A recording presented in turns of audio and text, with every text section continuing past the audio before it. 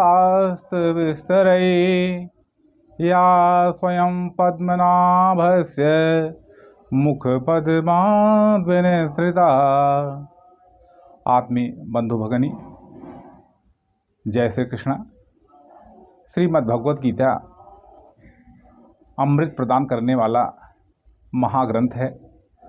विश्व की हर प्राणी की समस्याओं का निदान इस श्रीमद् भगवत गीता में निहित है। हम इसका निरंतर स्वाध्याय करें। आज गीता शब्द शब्द प्रेरणा के अंतर्गत हम चतुर्थ अध्याय के 42वें श्लोक का वाचन कर रहे हैं, जो इस प्रकार से है। श्री भगवानुवाच योग संन्यस्त कर्माणं ज्ञान संच्छिन्न संशयम् आत्मवन्तं न कर्माणि निबध्नन्ति धनंजय। हे धनंजय, जिन्होंने योग के द्वारा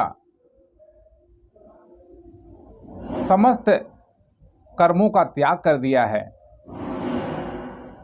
जिन्होंने ज्ञान के द्वारा अपने सभी संशयों का निवारण कर लिया है और जो अपने आत्मा में ही प्रतिष्ठित हो गए हैं, ऐसे लोग कर्म के बंधन से मुक्त हो जाते हैं। बंधुओं, हम सब लोग अपने जीवन में सुख, शांति, प्रगति, इन तमाम बातों के लिए निरंतर प्रयासशील हैं, लेकिन कैसे हम इसे प्राप्त करें? तो इन श्रीमद् भगवत गीता के महामंत्रों में इन्हीं तमाम बातों की बात कही जा रही है। जैसा कि इसी श्लोक में कहा गया है कि योग संन्यस्त कर्माणम, हम लोग कर्म करते रहते हैं, लेकिन हम लोगों के कर्म यह योगमय नहीं है। यहाँ योग का मतलब है कर्म योग, या कर योग का मतलब है बुद्धि योग। हम बुद्धि योग को इससे भी कह सकते हैं कि समत्व योग। समत्वम योग उच्यते, यानी सुख में, दुख में, जय में, पराजय में, लाभ में, हानि में, हर परिस्थिति में अपने मस्तिष्क को शांत रख करके और भगवद अर्पण कर्म करने की कला को यहाँ पर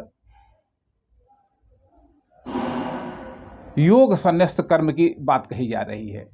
इसी प्रकार से हम सब लोग अनेक निर्णय जीवन में करते हैं, लेकिन वे निर्णय गलत हैं या सही हैं, इसमें हम लोग हमेशा दुविधाग्रस्त रहते हैं। एक साथ जब कई काम आ जाते हैं तो हम निर्णय नहीं कर पाते हैं कि ये करें कि वो करें। तो वैसे में अपने जो गुरुजन हैं, अपने जो शास्त्र हैं, अपने जो शिक्षक हैं, उनके परामर्श से हम सब लोग इस बात का निर्धारण करें कि हमें क्या करना चाहिए। तमाम बड़े से बड़े लोग हमारा मार्गदर्शन करते रहते हैं, यह करो वह न करो, लेकिन हम संशयग्रस्त होने के नाते हम उसको मानते नहीं हैं। तो हमें मानना भी चाहिए। और तीसरी बात जो कही जा रही है कि अगर हमें कर्मों के बंधन से मुक्त हो करके और परम शांति का, जीवन के परम लक्ष्य की उपलब्धि करनी है, तो हमें अपने आत्मा में ही केंद्रित रहने का प्रयास करना चाहिए। आप देखिए कि जितनी भी नदियां हैं, जब वे पर्वत से चलती हैं तो वे कभी भी शांत नहीं रहती। उनको कितने दूरी तय करके समुद्र में जाना पड़ता है। जब वे समुद्र में चली जाती हैं तभी वे विश्राम पाती हैं। उसी प्रकार से जब आदमी तमाम प्रकार के अपनी उपाधियों से, जाति की उपाधि, कर्म की उपाधि, व्यवसाय की उपाधि, समाज में कितनी उपाधियों, कितने सम्मानों से हम सब लोग विभूषित हैं। अनेक लोग यही प्रयास करते हैं कि हमको इन्होंने सम्मान दे दिया। कोई कितने प्रकार के संगठन कितने प्रकार का सम्मान देते हैं और हम उस सम्मान को अपनी योग्यता मान बैठते हैं। कभी हम ये मानने के लिए तैयार नहीं होते हैं कि हम तो आत्मा हैं।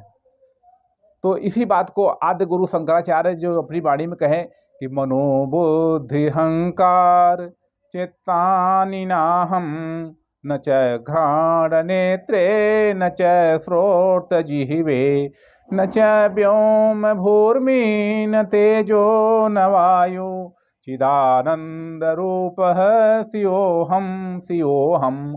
तो हम शिव के ही स्वरूप हैं, शिवोहम हैं। इस बात को मान करके जब आदमी कर्म करता है, उसके सभी कर्म पावन और पवित्र हो जाते हैं।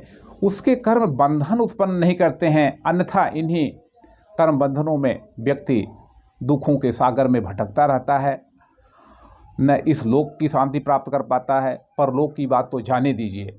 इसलिए हमें इस श्लोक का, ये जो श्रीमद् भगवद गीता का 4 अध्याय का 41वां श्लोक है, इसे हमें अपने जीवन का आधार बनाना चाहिए, इस पर चिंतन करना चाहिए। बार बार चिंतन करने से कोई न कोई हमें रास्ता मिलेगा। बंधु, एक समझ लीजिए, जैसे गणित में एक बड़ा अंक है शून्य, तो शून्य का क्या महत्व है? शून्य का ये महत्व है कि शून्य में किसी भी बड़ी से बड़ी संख्या को मल्टीप्लाई कर दीजिए तो वह शून्य हो जाएगा। इसी प्रकार से जब कोई भी कर्म वह भगवत अर्पित हो जाता है, योग संन्यास्त हो जाता है,